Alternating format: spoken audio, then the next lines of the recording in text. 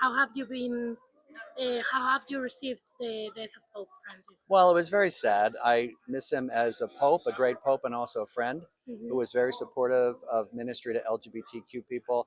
And I think when I saw him in the coffin, it really hit me that this is final. Hmm. You are a Jesuit, as he was. And how did you begin caring for LGBT people?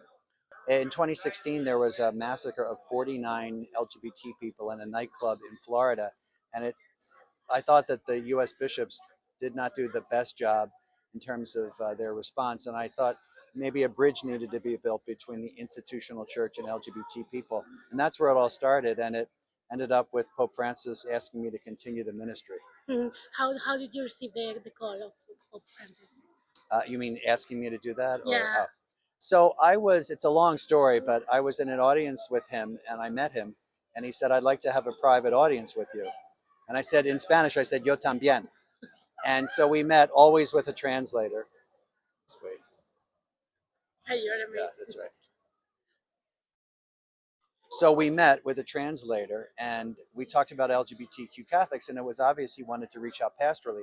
And at the end, uh, I asked him if there was anything I could do for him, and he said in Spanish, which I'll remember the last two words, he said, you can continue your ministry con paz, With peace. with Okay. peace. And so I thought that last part was just as important as the first part. Mhm. So to do it peacefully and not to be troubled.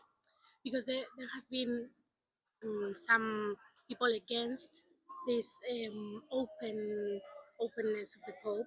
You have encountered this. Yeah, there's a lot of homophobia still in the church, unfortunately. But what Pope Francis was trying to do was to remind people that these are Catholics too, and no one lives a perfect life.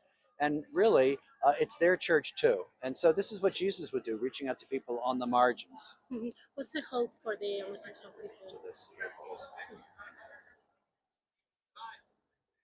I think LGBT people just want what everybody else wants, which is to come to know God, to understand who Jesus is in their life, and to feel at home in their church. So it's pretty simple. Yeah. So, what do you hope for the new Pope?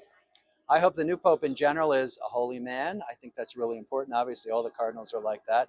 Someone who's a good evangelizer who could proclaim the gospel in season and out, and also a good administrator. And I think on top of that, you have to have charisma. You have to be, someone that people can relate to.